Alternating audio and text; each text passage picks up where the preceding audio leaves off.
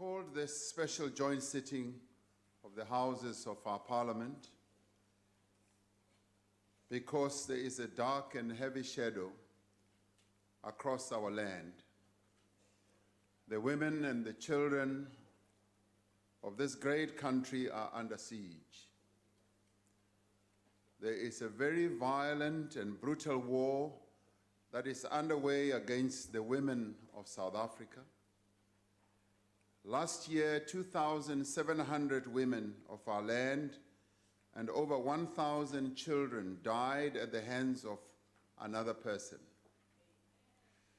Every single day, the police receive over 100 cases of reported rapes. This does not count the many more cases of rape and sexual assault that are not reported. Research by Statistics South Africa shows that 1 in 5 South African women older than 18 years has experienced physical violence by a partner. South Africa is one of the most unsafe places in the world to be a woman, with levels of violence that are comparable to countries that are at war. While it has its own specific causes as well as its own features, gender-based violence reflects a broader crisis of violence in our society. As one writer wrote this week, we conveniently refer to the attack on women as gender-based violence. This is just too vague. It is too euphemistic and too simplistic. We should call it what it is. It is the despicable and deplorable violent attacks by men on women, girls, and even babies. It is more appropriate to refer to it as male-perpetrated violence, close quotes. Ordinary people and civil society organizations have been waging this struggle. Many women's organizations have been fighting what I would call a rearguard battle, at times with meager resources to stem this scourge. And for the most part, most of those women's organizations have been fighting this battle alone. Now it is time for all of us, all political parties, to place violence against women at the center of our concerns. I invite all of us to work together to turn this tide around. Outside of this parliament, on the streets of our country, we have heard the demands of women that they want to be safe.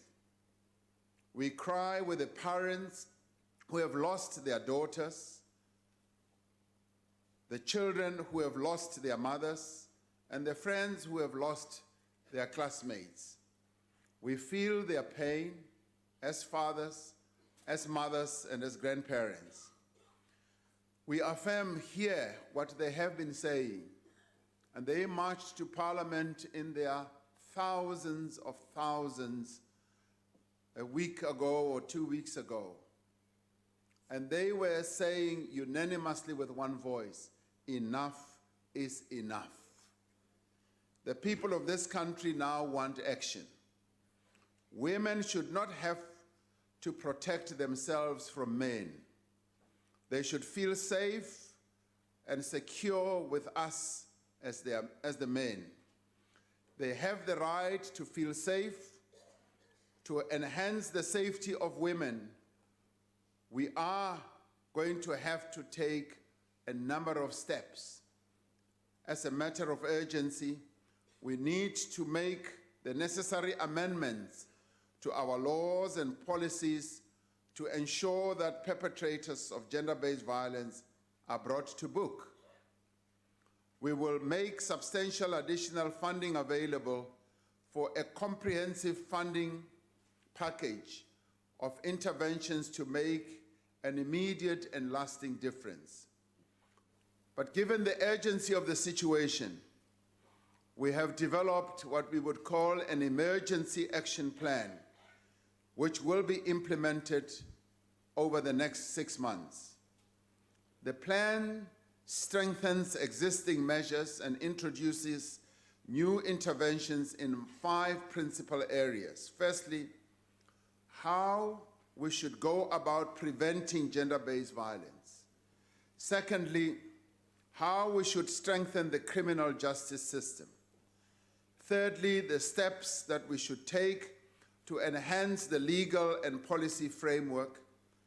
And fourthly, what we should do to ensure adequate care, adequate support, and healing for the victims of this violence. And fifthly, what measures we should take to improve the economic power of women in our country. This emergency action plan will be driven by an interim steering committee located in the presidency and co-chaired by government and civil society organizations.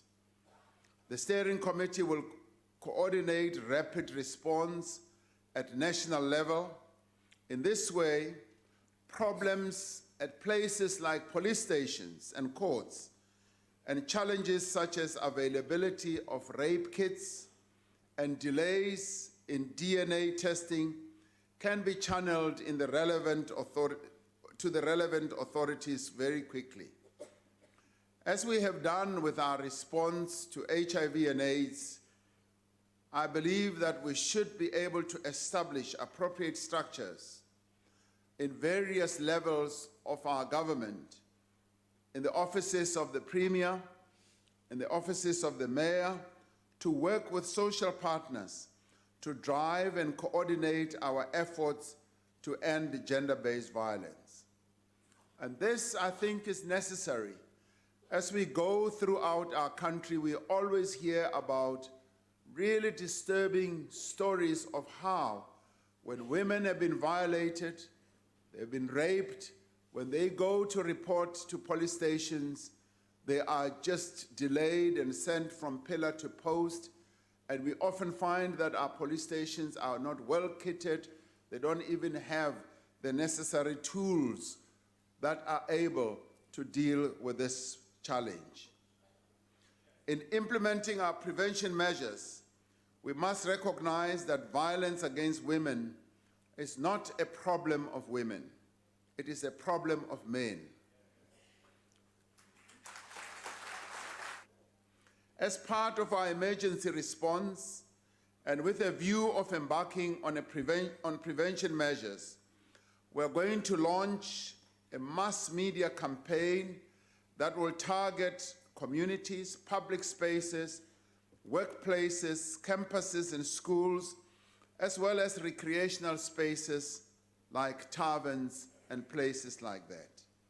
The focus will be on men's groups and formations, the youth at risk and offenders inside prisons as well.